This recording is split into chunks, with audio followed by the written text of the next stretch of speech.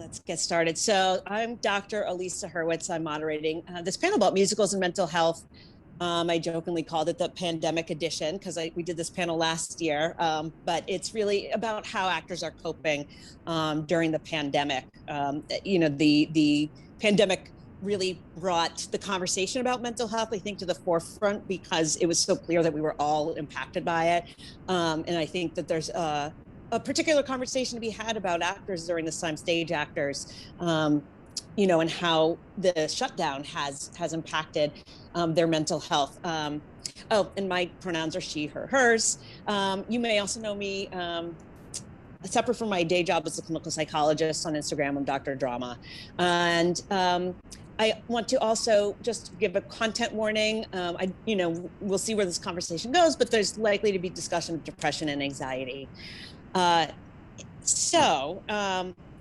also want to thank my panelists for joining today. They're sharing our time with us, and time is so personal and important. And I just want to say to each of you, thank you so much for saying yes to being here for this conversation. Really appreciate it.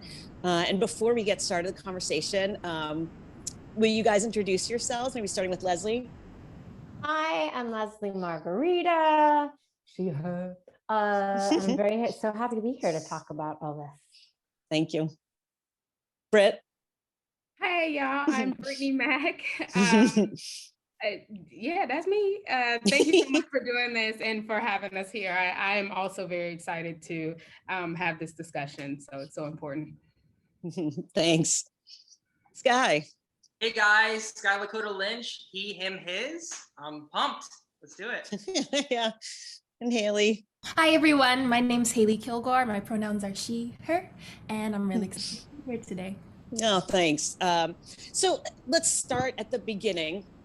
A very good place to start, as they say. I would love to hear from all of you about how you were impacted at the very beginning of the pandemic when things were just coming down, because our understanding of what was going to happen to the industry was minimal at that time, right? Because it was just the beginning, and kind of how that unfolded for you in terms of your emotional health. Maybe we'll start back with Leslie. In the beginning, I think like everybody, we thought it was going to be a couple weeks. My husband and I live on opposite coasts when I'm working, and so he was in LA, and he was like, "Oh, it's going to be fine." My show, Emoji Land, we were going to close in a couple weeks anyway, but so we were like, "Oh, we'll just come back and we'll finish it out." I was also shooting a TV show that then shut down as well, but again, we were like, "Couple weeks, it's going to be fine. See everybody back." Then New York got really scary very quickly. Yeah. Like it felt like within a day, it got like, we went from what is happening to full lockdown. And it very quickly was obvious that it was not going to be a couple of weeks. I started getting emails saying, shows closing, not coming back, blah, blah, it just got very depressing very quickly in New York. And so I kind of reconciled that it was going to be a long haul, but I did not think it was going to be this long. Yeah. And you missed the end of Emoji Land, right? That ending, that planned ending, and kind of all the rituals that come with that, with the ending and the saying goodbye, was cut short. And everybody who's in a show or planning to be in a show, or even if you weren't in a show, it's still a weird non-goodbye. So, like months later, the set was still up and the costumes were still there, and they had people come and get their stuff, months later. And it was so odd that there are still theaters that everything is still the same. I know people's dressing rooms are still set up and it's bizarre. So it has felt like a goodbye, but not really. It just feels like a weird pause. Yeah, a weird pause. It just still doesn't feel real that we've gone through this. Oh, yeah. And, I've been saying to people, as we're getting closer to kind of, things going back to things, that it's going to hit at a new level, because we've all been surviving, and then once you're not surviving anymore, then all this processing happens. We got to keep taking care of our emotional health as much as possible, because there's still a lot emotionally to come. Britt, you had an interesting, that's interesting is maybe an understatement, experience with your work and the shutdown and kind of how you dealt with that and got through. Can you share about that? Oh my God.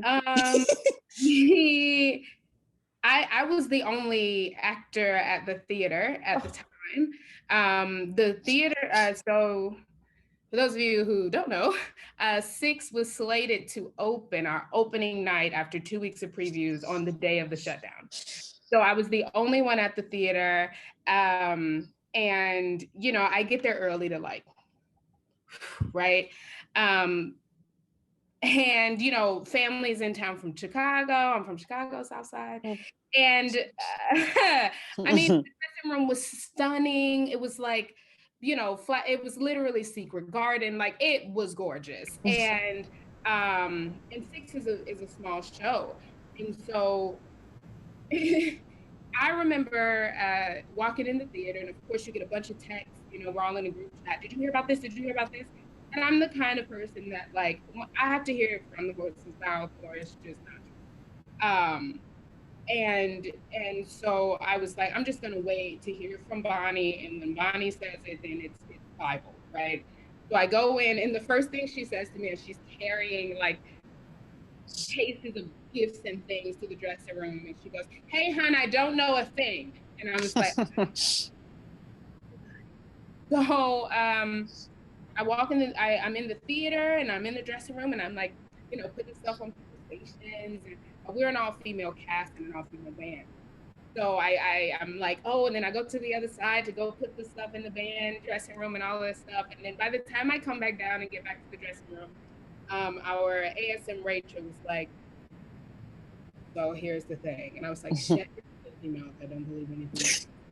And she was like, no, but really, I was like, what an alcohol at? So it's one of those things that, like, and I had to, I'm a person who uses humor, right? But immediately she was like, I'll be right back. She went upstairs. I'm in the dressing room, and I was like, you know, like, I was just like, what's just I disagree and I object wholeheartedly. And then I thought about the entire industry, right? I was like, okay, wait, so, okay, so actors, like, we'll be back. And I was like, great, wait, ushers, sound, lights, costumes, wait. And all of a sudden, the magnitude of, like, the individuals at every single theater.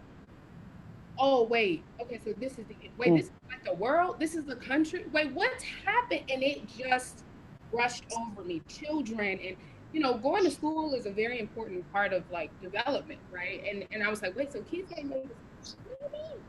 It just was like, it was a lot. And it all hit me at one time. And I thought about our industry as a whole. And I was like, yo, we can't even see. And I'm a person of faith. So, you know, something that I can't see, okay, that's not hard for me, but, like, wait a minute, this is a bad thing. This is not, I don't like it. So it was a conundrum of feeling and emotions. And at the very top of the pandemic, to be honest with you, having my family in town and my girlfriends and things like that, even for those couple of days, because that would have been, what, a Thursday. So they left, everybody was about gone Saturday. So by that time, I, you know, was able to, I was able to take them all in, soak in all their energy, all their joy, all their love. So I can say I kind of had, like, a reserve, right, of, like, joy and love, like, over here. So when it hit me again, like a freaking tidal wave, I was kind of be like, and I live alone. And so for people who have roommates, as much as it was like, where you been? It was like, hi, I'm just not here by myself, right? All of a sudden, having 37 roommates in New York helped, because it was this thing of being isolated and secluded. And, you know, I'm a person, I love being out in nature. So I was like, wait, so I can go to I'm very confused, right? So it's the idea of what you thought was going to be versus what your actual reality is. And it just didn't, like Leslie said, it just didn't feel real. Even now, it's very hard to grapple with the new normal or what our actual reality is. And so it was something that didn't really hit me, honestly, until this year. because I had so much family love stored up, and I will never forget, it was like January 15th, something like that. And I was standing in the corner, like by my desk, and all of a sudden I just couldn't breathe. It was like the financial burdens hit me. And I'm a person who's very affected by like money stuff. I just can't bother. And so, and I take pride in like, oh, I handle my business. Listen, it's out of my control right now, right? Like the debt is real life. The deficit, stop it. So that, all of that just hit me this year, and I just couldn't breathe. And I had a full-on panic attack in my apartment alone. And I remember talking to myself, and I was like, Brittany, like literally, I was like, Brittany, you want to die in your apartment right now today alone? Is that what you want to do?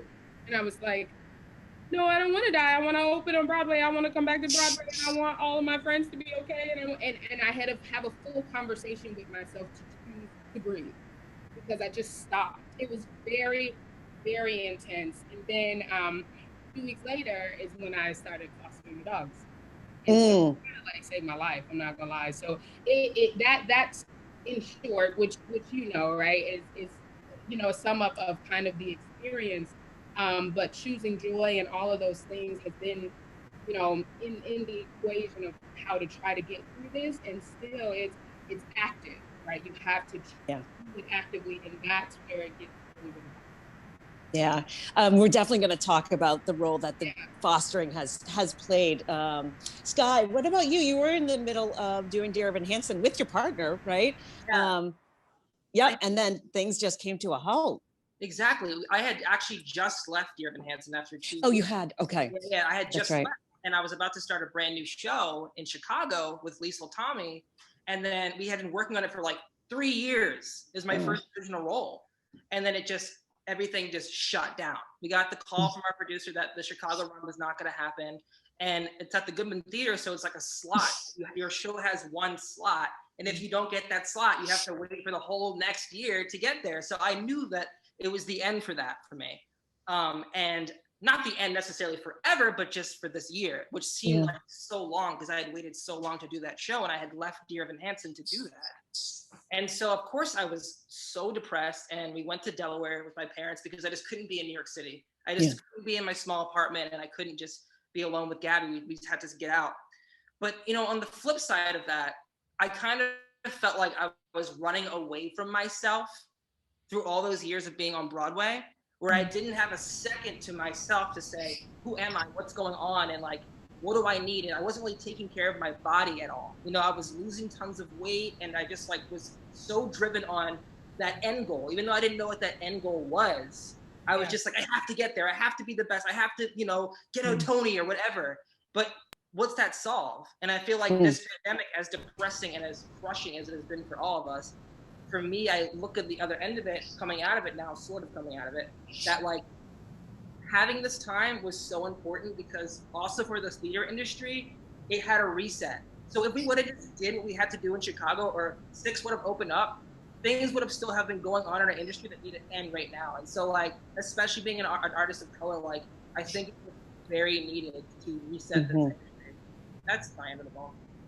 Yes, and you know, the systemic racism is, you know, talk about a mental health issue, you know, is the oppression and the toll that takes, right? And the layers of stress. It's this additional layer of stress, you know, and so I hope that this reckoning is going to turn into action.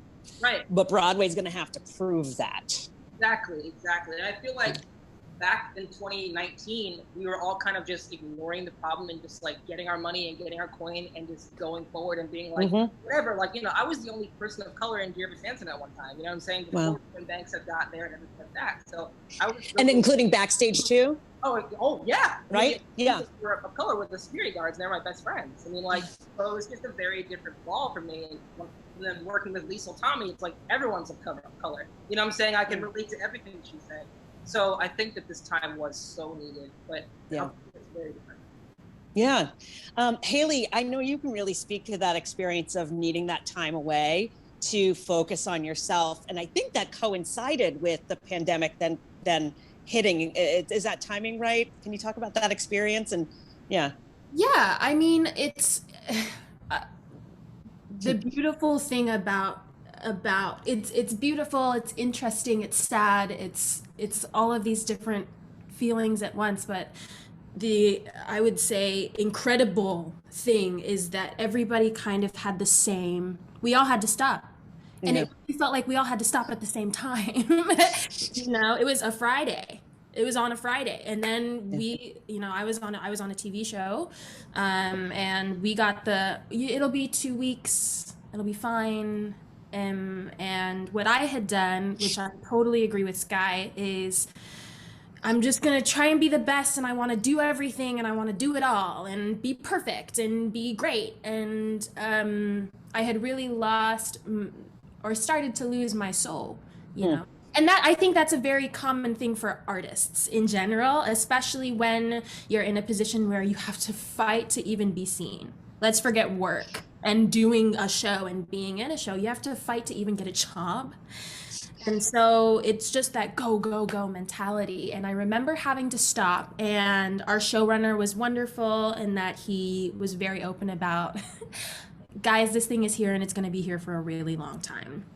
So I have some pre-existing health stuff, so I immediately had to get out of New York because it was just so dangerous, to be here, and dark, There was a very dark energy that just immediately kind of, I remember I lived in Harlem at the time, and I went to take a walk, and everything was just moving in slow motion, and everything was just kind of like, people weren't outside.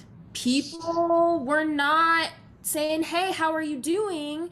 Like I was used to. And I lived by myself. So I didn't have people in my house. And I remember being like, okay, this is not good. My mom, thank God for mamas, she called me and she said, I bought you a plane ticket, and you're gonna come home tomorrow. And I don't really think it was a question, it was more of a tell. You are coming home. And yeah, I remember I got home and I got settled in, and it was the first time since I left for New York that I had been home to be home. And I remember thinking to myself, oh my gosh, I've lost this sense of wonder. I've lost this sense of excitement. I've lost this sense of just being. And it's so amazing how the second you stop to do things for yourself and create a routine for yourself, how things just fall into place, and I also had that financial burden of, I have no idea what I'm gonna do monetarily speaking. I had a show that was going to Chicago that I was super excited about. Yes. And it was also my first original role, and you get that email saying that it's not happening, and it's so many things are happening, but at the same time, it's like, I'm getting up and I'm going on a walk. Okay. I'm making breakfast. Okay. I did that. Great. I took the dogs on a walk. Okay. And then it became the most amazing thing happened, which is artists started doing their own stuff. Yeah.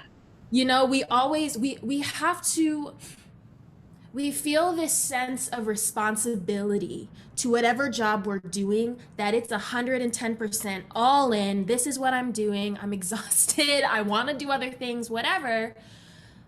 But there are so many talented artists that put out music, put out dance videos, that were teaching, that were sharing their stories. And that was amazing. And then, we got into the mental health of it all.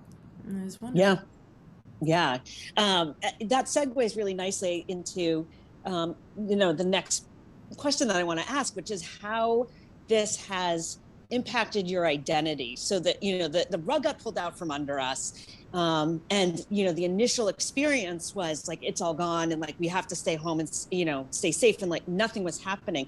How did that affect your sense of self, and what did the experience of this past year plus, how did it impact your, how you define yourself and your identity? Leslie, let's go back to you on that one.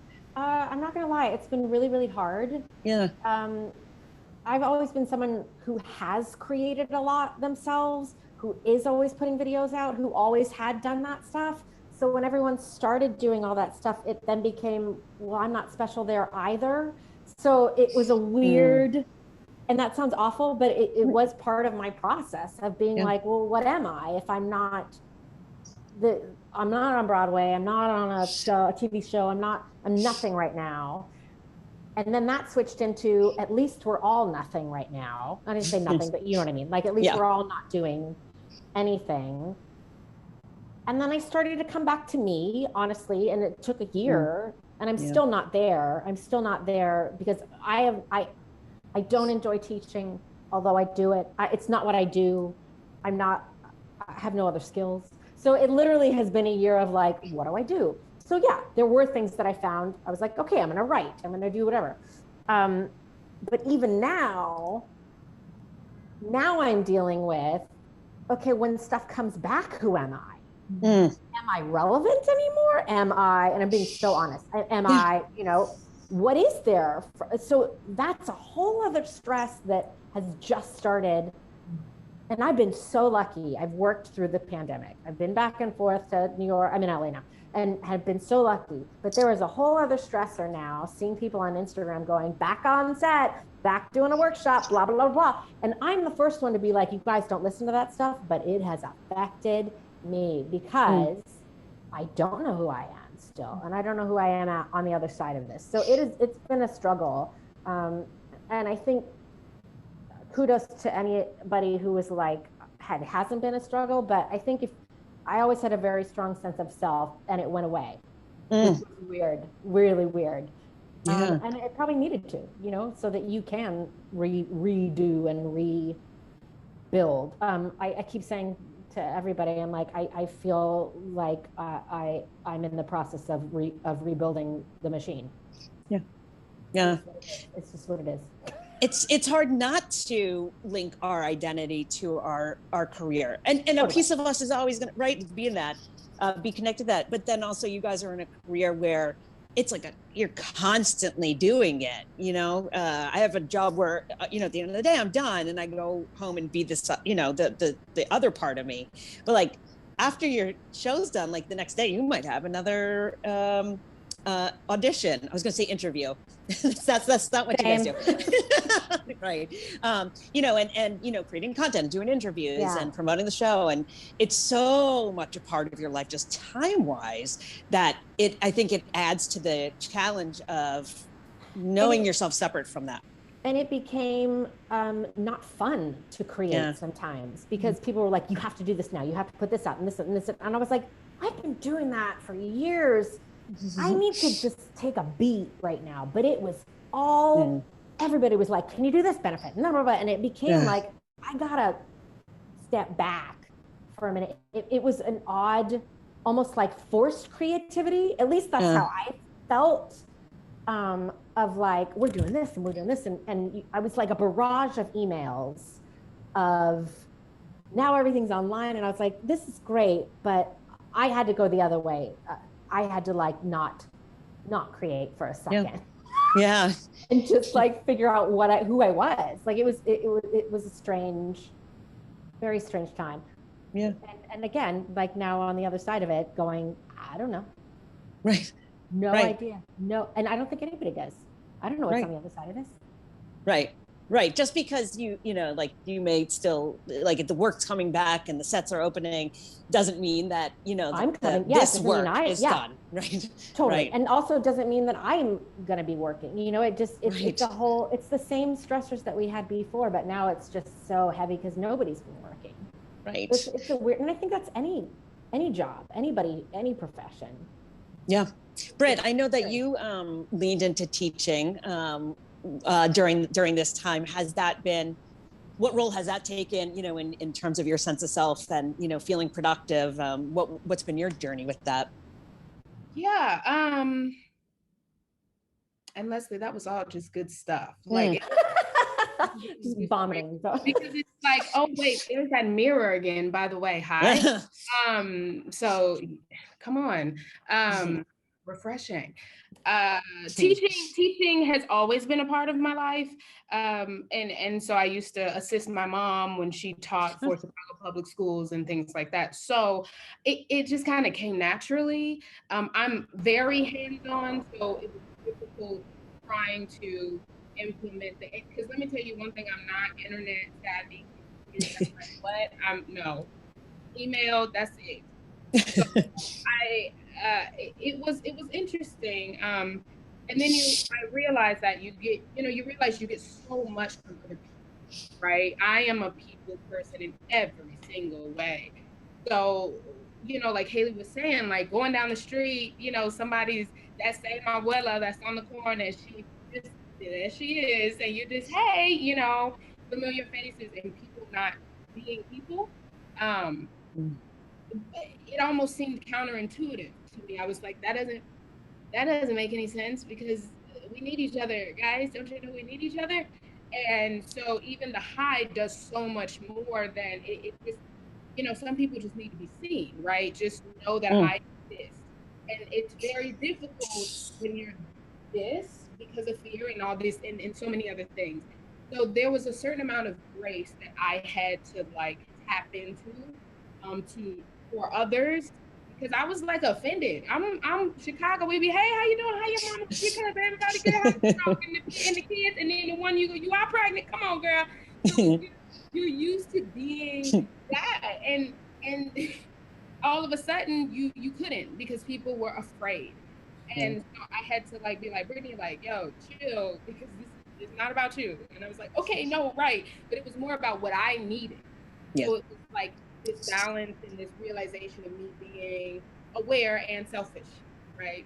So the grace kicked in order to outweigh the selfishness of what I needed. And then, so the teaching became more of something that allowed me to give. And I find for me, when I am giving, which is no different to me for my process than being on stage, is give what I believe God has purposed me to do. And so you gave me this gift, I'm going to give them back out to the audience and give them as much as I can. So, and that's what does it for me. So teaching was just another kind of way to do that. And Broadway has always kind of, this is going to sound how it sounds, sorry about it. Broadway has always kind of been the floor for me. And to me, like, it's a street that runs from the top of the island all the way down to the bottom. That's it. That's all. To me, the process in original Broadway, yay, amen. And then, opening nights. And I was like, oh, wait. Right? And so, but I did it. 2 weeks of previews, baby. And I was there, and he was nominated for a drama. Like, come on, nomination. I was like, come on. Is that the time that my costume change didn't work on stage? Is that when that one? Oh my God, bootlegs. So so teaching and all of that has allowed me to be able to kind of think of myself and think outside of myself. The moment that I go internal is the moment that I freak out because I think about my circumstances and I think about me. Oh my God, I am me, and it just is a baby Dorothy, the tornado. It's bad, and she don't come out. So so what I do is work, out is the way that kind of, and the thing that has been working for me. So I have a yard in the city. Amen. And so I got to a point where I allowed certain friends of mine, I'm like, bring your mask, I'm gonna spray you down. If you offended, don't come.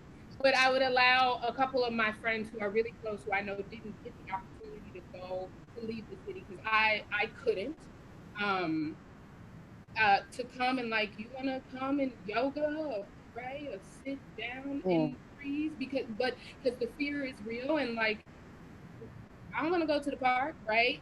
Come, please. Come. I feed you. We relax. Stay over there and I'm over here, but we come, and to allow what is my safe haven, what is my peace for me to give it as much as I can. So my process during this whole time is give. Yeah. And for me that works. I have always been able to, and like Haley said, thank God for moms.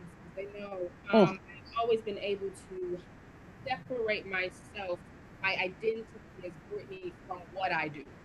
This is what I do. It's what I'm purposed to do. So like you said, and like Leslie said, it will forever be a part of my identity, right?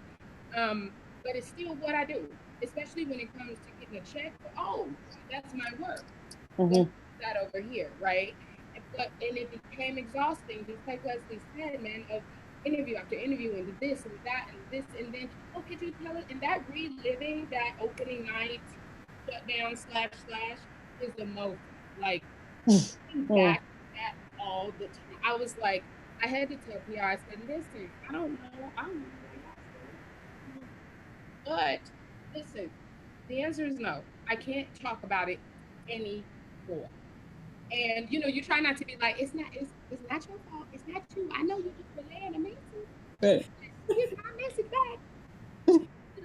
No, the answer is no. I can't do it because then because it's about you.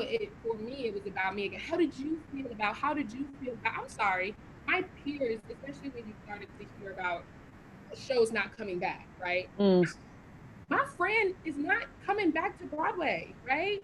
I'm worried about them not having a job. And what about this woman who designs the costumes and she got 2 kids, right? So for me, giving was my way of being able to like kind of center myself, and then making it not be about me was what allowed me to kind of be grounded and stay grounded. Yeah. Thanks, Britt. Sky, for you, what's that been like? It's been crazy because when I graduated from college, I was saturated in work. I was lucky to be saturated in doing what I love. But a lot of my life I spent kind of like, shooing off the naysayers from my childhood, because I come from Philadelphia. I'm an inner city kid. And like when you tell your friends you want to be on Broadway, you want to be an actor, their response is like, man, what? Like, they don't think that that's possible. So a lot of who I am and a lot of who I developed to be as an adult has been like looking back and being like, you see, I told you. So when I don't have that, who am I? Do you know what I'm saying? When I don't have that, I'm like, I don't know what I do. I have no hobbies. I have nothing. When I'm not on stage, I'm either, drinking a beer or I'm watching a movie. You know what I'm saying? So like, it's just the way it is. But I was lucky to have a partner like Gabby, who is has tons of different hobbies. So it kind of taught me to like get out of myself and open up the door to new things. Like I never was a reader, I never was a cooker, but now I'm doing both those things because all we have is time. So yeah. Thanks, Sky. Haley, how about for you? How's that been in terms of identity? I mean, you touched upon that a little bit too, and I know you've also been able to do some work in TV and film specifically during this time. Did that help you work through it? Did you have enough time to have gotten to that point where you were ready emotionally for that? It's a complicated feeling. Because I remember Power was one of the first shows to go back into production in the state of New York. And it was exciting, but also there is that guilt that I got to go back to work. Yeah. Like crap, because you're like, yes, I get to go back to work and my life, and that adds this immediate layer of normalcy to whatever my day is. But there is that guilt of like, yeah, but I get to go back to work. And so that was complex. And I've got to say, I have, as a Black woman, as a Black artist, I've had quite the journey. And this last summer, by the time we were coming back to work, There was a lot of dialogue. There was a lot of things coming to light. There was a lot of moments of true vulnerability and sadness and anger and frustration. And I had to really think about myself as Haley. You know, I am my art.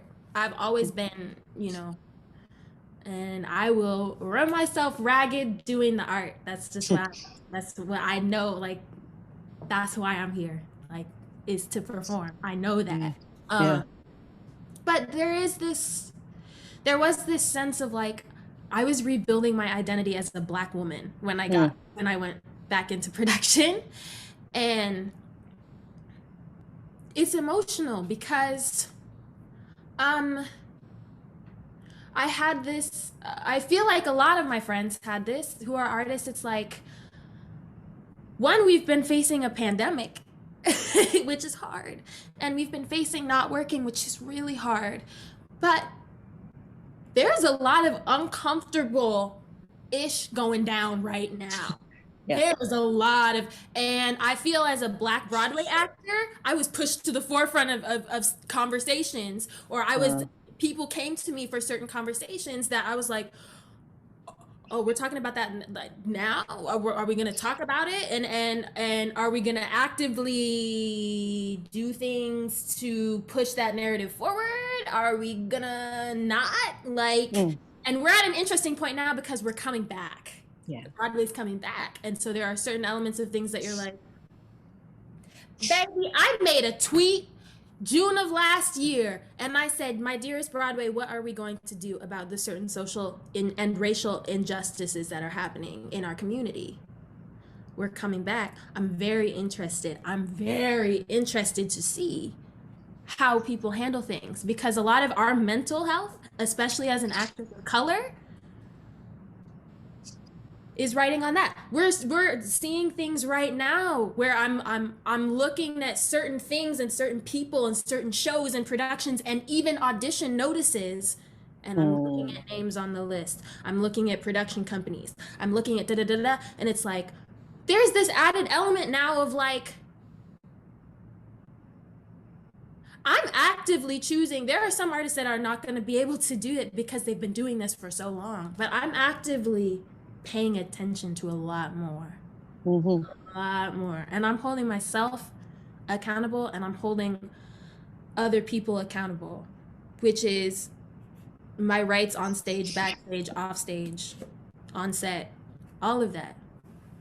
I don't know if that answered your question, but yes, it did. There is this whole nother identity thing for all artists, but especially artists of color right now, where it's like, I went out there and I marched and I yelled and I screamed and I was angry and I was sad, and I'm feeling all of these things that are very much, that's life outside of theater and the arts. There is so much of that happening inside theater and the arts that has traumatized a lot of artists, a lot of stage-hands, a lot of stage managers, a lot of producers, a lot of people who want to be producers and want to be leaders.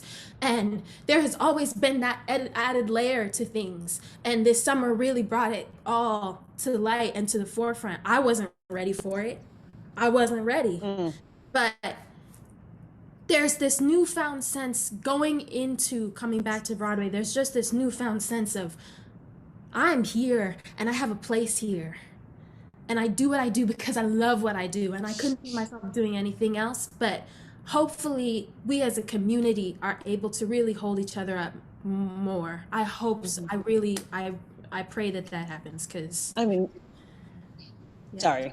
Yeah, what you're speaking to absolutely has to do with that answer, identity and mental health, you know. And I think if Broadway does not answer the call, and Broadway being mostly white men in power, white cisgender men, then it's there's this like sense of gaslighting, like people were going through it, and we're going to go back like everything's normal, acting like it's all the same. It's just emotional gaslighting, and they just got to prove it. I know we have like 3 minutes left, so maybe in 30 seconds or less, I would love to hear from people what has brought them joy during this time, because pain and joy can coexist, right? Two different feelings can coexist at the same time. Haley, would you share something that brought you joy during this time? Oh my gosh, Project Sing Out. My favorite thing from the pandemic. I have two educators in my family, my mom and dad. My dad was a college professor when I was born. He taught theater history, all the things. And my mom was a high school drama teacher and special education teacher. And that was another community of people who they're just going through it emotionally. And so being able to work with the National Education Foundation and all of these students was really cool. It was awesome. You did something really wonderful there. Thank you. Yeah. Sky, what about for you? Going on walks has been like the number one thing for me, just because it clears my head. I'm also in a brand new neighborhood. I'm living like in Fort George, like Hudson Heights area. So like Fort Tryon is right there. So I just really enjoy that neighborhood, and I just kind of like needed it, you know? Yeah. Mm-hmm. Yeah. Nature is so healing and moving your body. Britt, what about for you? I laugh all the time, y'all. I laugh at y'all. Listen, like if I'm not like at church and just be like, oh God, you're good. I am like, at everything. I fostered a mom and her 7 litters from Georgia on a whim. And I was like, I got my car here. I'm gonna go pick up these dogs in Brooklyn. And I did it. And then it was in my house. And I was like, oh my God, I have a kennel. She owns a kennel. And from there, I'm obsessed with Jolene. She's hysterical and she loves NCIS. So I was like, she loves Leroy Jethro Gibbs. I don't know what it is or why, but she will watch it, and it's my joy right now. So yeah. I love that. Dogs and kids can just bring out the spontaneity and the pure joy, right? Leslie, what about for you? Definitely not kids. For some of us, for me, yeah, dogs. Yes, absolutely. Yes. For me, the kids bring out the spontaneity and the play, but it ain't for everyone. I'll tell you, it is not for everyone. No, I know that. I take figure skating lessons. I skated as a kid and I went back to it 2 years ago. I'm not great at it, but it's a skill that I'm learning. And so it has been awesome. And so yeah, I figure skate like almost every day. I love that. I want to say this too, kind of to follow up on what Haley was saying, because that was powerful and important, that we all have power to do something. And I know as a consumer of the arts that my power is in my ticket buying, and I am making informed decisions about what shows I support. And we can all do that if you have the means to be purchasing tickets. I want to thank you all so much for being part of this conversation. It's so important to talk about mental health being the entire continuum of our emotional lives, not just, diagnoses and problems, but also what works for us and what we can do to take care of ourselves, what we need to attend to and pay attention to.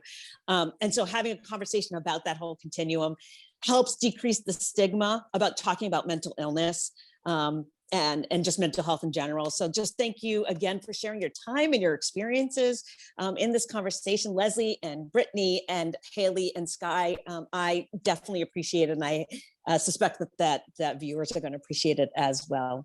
Thank you so much. Thank you. Thank you. Thank you so much.